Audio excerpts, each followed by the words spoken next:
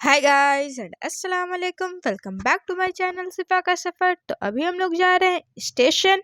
आप ही लोग दिल्ली से ईद की शॉपिंग करके भाई की फ्रेंड से ईद के कपड़े भेजिए हैं लोग, तो हम लोग को वही बैग पिक करने जाना है।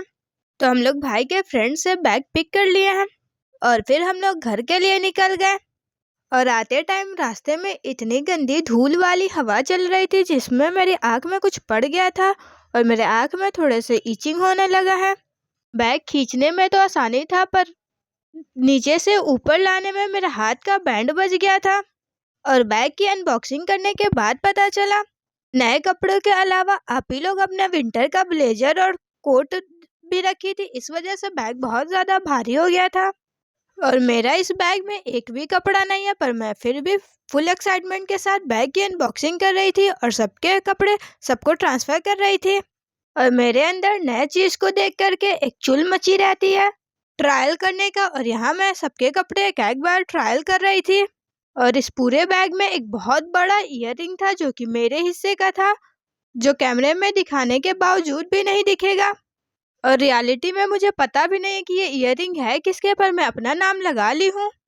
और अनबॉक्सिंग करने के बाद मैं थक गई थी तो थोड़ी देर रेस्ट करी और हरीम और मायरा के साथ स्नैप बनाने लगी।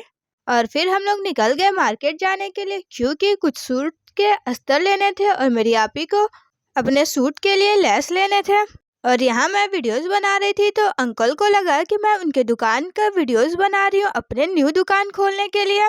और मार्केट में इतनी ज़्यादा रश है कि एक लेस की दुकान पे हम लोग को आधा घंटा लग गया लेने के लिए। कपड़े और लेस की शॉपिंग करने के बाद हम लोग पहुँच गए पेट पूजा का सामान लेने के लिए, कुछ वेजिटेबल्स और फ्रूट्स लेने के लिए। सारा सामान लेने के बाद हम लोग घर के लिए निकल गए और घर आने के बाद मैं कुछ भी शूट नहीं करी।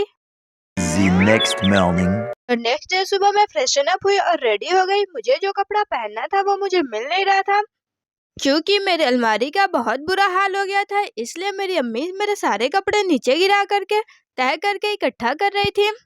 और जब कपड़ों की साफ सफाई होती है तो मेरी आफत जरूर से आएगी क्योंकि मेरी अम्मी का एक ही डायलॉग होता है, इतना कपड़ा होने के बाद भी कुछ कपड़ा पहनने के लिए नहीं रहता है।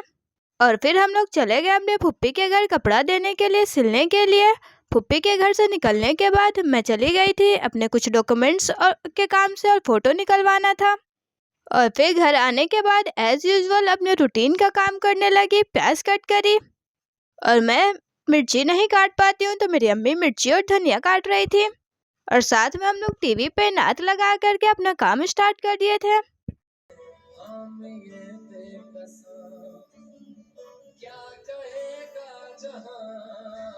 प्याज और फ्रूट्स कट करने के बाद मैं रूम की साफ सफाई करी और दस्तरखान सेट करने लगी। और फिर हम लोग अपने दस्तरखान पे बैठे इफ्तार करने के लिए।